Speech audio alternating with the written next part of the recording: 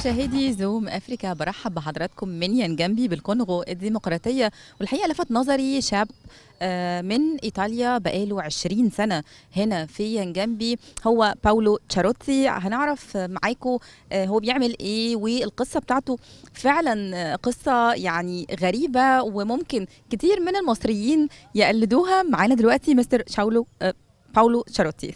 Welcome to our program Zoom Africa. Thank you. So we need to know why you are here, and 20 years ago your story is a start. Okay. So let us. Okay. So my story is actually not my story. It's the story of the center for which I work, which is the Center for International Forestry Research. 20 years ago, we started to think about what was possible to do for the problems that were affecting the forests of sub-Saharan Africa, Congo Basin. Yeah. And the DRC is the largest country in the Congo Basin with the largest amount of forest.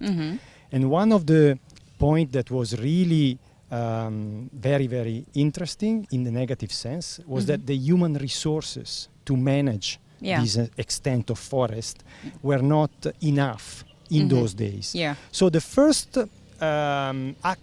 activity that we thought was, how do you increase and improve the number and the quality of local human resources? Okay. That's how we started with the University of Kisangani, which is a Kisangani, it's 100 kilometers from here. Okay. Where up to this day we formed more or less 250 masters and PhD students.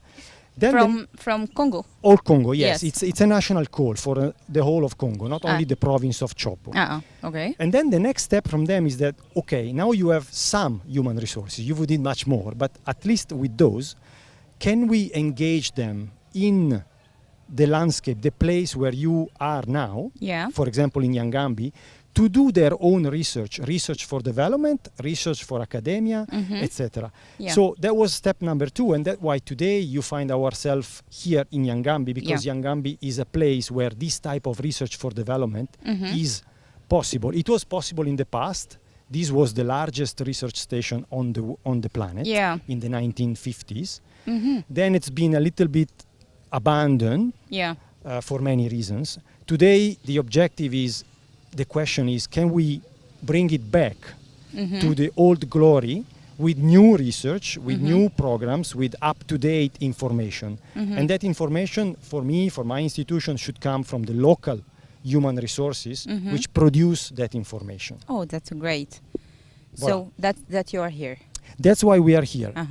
And it is only one line, because then, of course, human resources, research for development is not the only thing that will allow you to make a landscape working. Yeah. In a landscape you have many things. You have people that do their own activities, agriculture for example, or they do their charcoal from, again, the forest. They produce timber for industrial uses. Yeah. They consume wild meat, animals from the forest, capture and then sold on the market. Yeah. So in that sense, we are also working all these value chain, they are called, meaning that from the production to the selling of these commodities, we try to work with the people doing the activities to improve the way they do things. Okay. And I can give you just one example. For the charcoal, for example, which is 90% of the whole energy need of the DRC.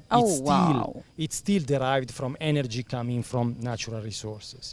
So that is a very big problem, because you can, you deforest to produce something that it is very much needed to cook the food that you have to eat. Yeah. So we are operating along all the steps of this chain. Yeah. From the normally man, that produce the charcoal in the forest, improving the way they do it, from plantation, because you cannot only use the primary forest, you also need to use plantations, which are fast growing and allow to use some of the charcoal that is not from the primary forest, but from plantation.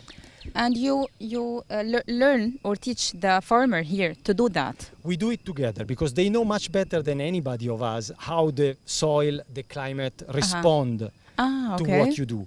But there is no, for example, there is no culture of planting, replanting trees, because belief is that the forest is there forever.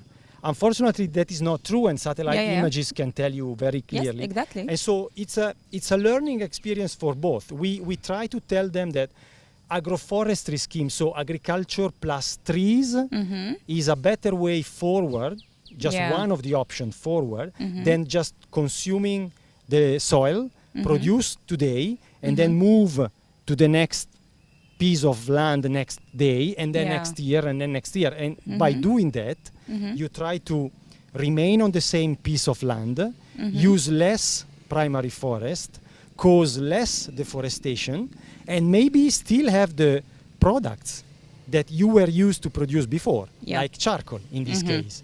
You will have your charcoal maybe produced by fast-growing trees Yeah. on your agricultural land, Okay. including in addition to agricultural commodities, of course, because they still need to eat. Yes, of Okay. course. And this is it's always a learning process. You can't teach. You just cannot come with lessons. Do this. It doesn't work. Yeah. It's a very long term, and that's why we are talking about 20 years or plus. Yeah. It's a very long term engagement, Uh-huh. understanding the sociocultural dynamics, and then you move to the techniques. Of course, there are some techniques that are better than others. Yeah. You are from Italy. Yeah. And now you are here in Congo 20 years ago. Yeah. So it's not hard for you to live here for long time? No, I would say. Tell us your experience. Yeah, sure. To deliver a message to the others. Yeah. Well, I made the choice 20 years ago when I accepted a work in Cameroon Yeah. and to work on the forest of the Congo Basin, Yeah. still for the Center for International Forestry Research. Uh-huh. And I think I never regretted that. It's a very, very interesting, very challenging environment, as you can see in these days while you are here. Yeah. But those challenges should not be the reasons for decreasing the importance of the problems that you see here. Yeah. You know, today we discuss about deforestation, climate change, Yes. and you see that the Amazon is starting to give some signs of stress, Yeah. maybe emitting more, for example, than absorbing carbon dioxide. Yeah. The Congo Basin is really one of the last pieces where this battle can still be fought today. Yeah. And I think that is worth the effort of staying here, working with local staff, the team here, also international, because there is a need of this exchange. Yes, exactly. But voila, why? That's why I'm still here. I think it's the positives are much bigger than the negatives. Yeah. And when I walk in Yangambi, all of the people knows you. Yeah, because you communicate well with them, or what the reason? They like you so much. I can feel. Oh, well, thank you. But the reality is that we try to really, it's a shift in how you do this type of work. And it's not me, it's an entire team. Maybe you will not have the time to meet all of them, but there are more than 150 people working for these activities in the whole landscape. Yangambi is one point. They are the ones that are committed to really go and shake hands and live with the people in the villages where we conduct activities. Yeah. And that is why I think that's the change compared to the past, where teams of people would come, not everywhere, of course, I cannot generalize, but they would come, deliver a message, do it, and then you go home. So finally, I want from you a very short message that it's Africa is safe, Africa is fine, everything is okay. Come to Africa. Tell us your experience in a short message.